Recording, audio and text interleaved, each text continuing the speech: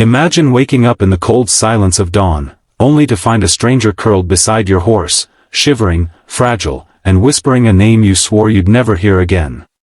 If this moment grips your heart even a little, make sure to like this video and subscribe, because stories like this deserve to be heard and remembered. He found her on a morning when grief sat heavily on his shoulders, as it often did. The sky over the Montana ranges was pale blue, barely waking. Elias Stone, a rancher known for his quiet strength and the shadows in his eyes, stepped out of the barn to check on his mare, Luna. But Luna wasn't alone. A young woman lay curled in the hay, her clothes torn from travel, her body trembling as if she'd been running for days. Her dark hair lay across Luna's flank, as though she'd collapsed mid-stroke while seeking warmth from the animal. Elias froze. In all his years on the ranch, nothing this strange had ever greeted him at sunrise. He crouched beside her, reaching out carefully. Before he could touch her shoulder, she breathed a name, soft, broken, intimate. Clara. Elias's heart slammed against his ribs. Clara. His late wife's name. The woman whose loss still cracked every corner of his life. The woman he had loved with the kind of devotion men were lucky to know once, and unlucky to lose. He stood there, paralyzed between the past and the impossible present, as the young widow slowly stirred. When her eyes opened, they weren't the eyes of someone who recognized him. Instead, they were the eyes of someone terrified, lost, and carrying a story too heavy for her fragile frame. I'm sorry, she whispered, scrambling up. I didn't mean, I just needed somewhere warm. Your horse, she didn't move away.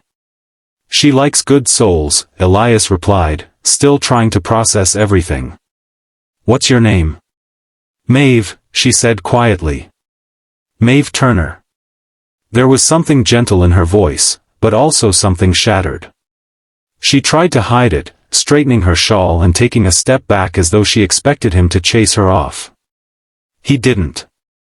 Instead, he asked, why did you say that name? Her breath hitched. Name? You whispered. Clara. She blinked, confused. Then horrified. I didn't mean to. I swear I didn't. She pressed a hand to her forehead. I've been having dreams. A woman. Soft voice. Telling me to come this way. To find a horse named Luna. I don't know what's happening to me. Elias's blood ran cold. His wife had named Luna. His wife had spoken about dreams that guide people. His wife, whose last words to him were, "You'll know when it's time to open your heart again." But he wasn't ready for any of this. Still, he offered Maeve breakfast. Over warm biscuits and coffee in his quiet kitchen, he learned the truth. Maeve was a widow too. Her husband had drowned last winter saving a child. Since then, she had been drifting from town to town, unable to stay in one place, afraid of becoming a burden. The dreams had started 3 months ago, always of a woman standing beside a white horse, telling her to go where the pain feels gentle. The pain felt gentle here. But life doesn't offer peace without testing your strength first. Later that day, men rode onto Elias's land, rough men with the kind of eyes that spelled trouble. They claimed Maeve owed them money her late husband had borrowed. They said she ran. They said they wanted her back. Elias didn't believe a word. Maeve trembled behind him, clutching Luna's mane like it was the last safe thing in the world. You can search my land, Elias told them, a quiet threat hidden inside the calm. But you won't take anyone without proof. No proof came. Only anger. And promises to return. For the first time in years, Elias felt something fierce awaken inside him, purpose, protection, a sense of rightness he hadn't felt since Clara died. Over the next days, Maeve helped around the ranch. She was gentle with the horses, attentive to the small things, and carried sorrow the way some people carry lanterns, close to the chest but still giving light.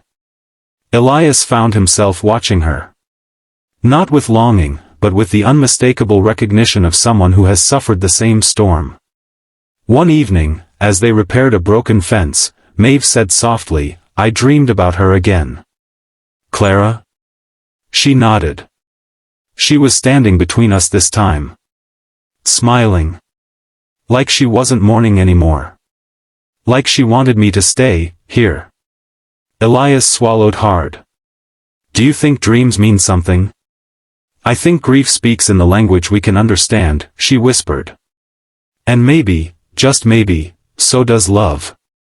The men did return. And they didn't come to talk. Elias stood his ground. Luna reared with a cry that echoed off the ridge. Maeve, instead of hiding, ran straight into danger when one of the men tried to strike Elias. She knocked him off balance with a shovel, giving Elias the chance to disarm the attackers and run them off the property for good.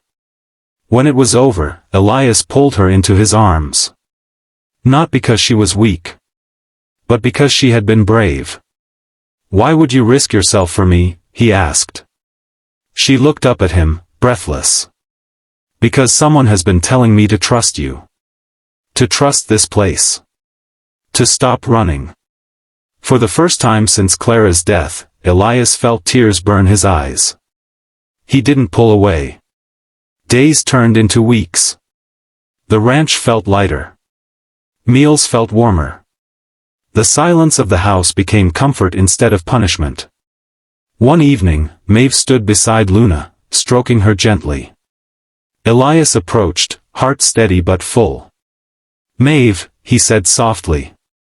"If you want to stay, you don't have to dream it first. You can choose it." She smiled, eyes shining. "I think Clara already knew I would." Elias took her hand, carefully, respectfully, with the patience of a man who has learned the true weight of love. Some wounds don't heal by forgetting. They heal when someone new walks in carrying light. And sometimes, that light is guided by the one you loved and lost. If this story touched your heart, don't forget to like the video and subscribe for more stories that stay with you long after they're told.